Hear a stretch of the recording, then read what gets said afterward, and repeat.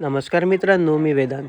तर सर्वात आधी आपल्या या पिल्ल्यांचा राऊंड मोठा करून घेतला, कारण यांना जागा कमी पडत होती. मग मागच्या व्हिडिओमध्ये तुम्ही बघितले आपण हा सेटअप रेडी केला होता. तर आज याला अशा प्रकारे पूर्ण गेट वगैरे लावून पूर्ण फायनल करून घेतला. मग आपण आज ही जागा रेडी करून घेतली, कारण आपल्याला या जागेत झेंडूचे नवीन रोपं लावायचे आहेत. तर भाऊनी अशा प्रकारे पॉवर टिलरच्या मदतीने अशा प्रकारे वाफे तयार करून घेतले. मग सतत लाईट जात होती, तर पोल्ट्रीला प्रॉब्लेम येत होता. तर आज लाईनमॅन आलेला होता आणि लाईटचं पूर्ण काम केला. मग 11 वाजता आपल्या एका फार्मरकडे गेलो. त्यांचे पिल्ले थोडे आजारी पडलेले होते, तर त्यांना औषध वगैरे सांगितली.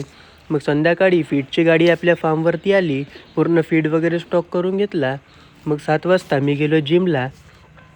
जिममध्ये केला आज चेस्ट आणि ट्रायसेपचा वर्कआउट.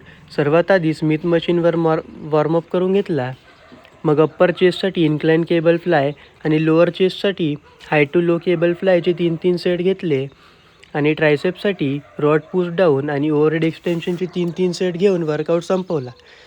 आणि जसं तुम्हाला माहीत आहे, आपण 18 तारखेला मशीनमध्ये अंडे ठेवले होते, तर आज त्यांना 10 दिवस झाले आहेत.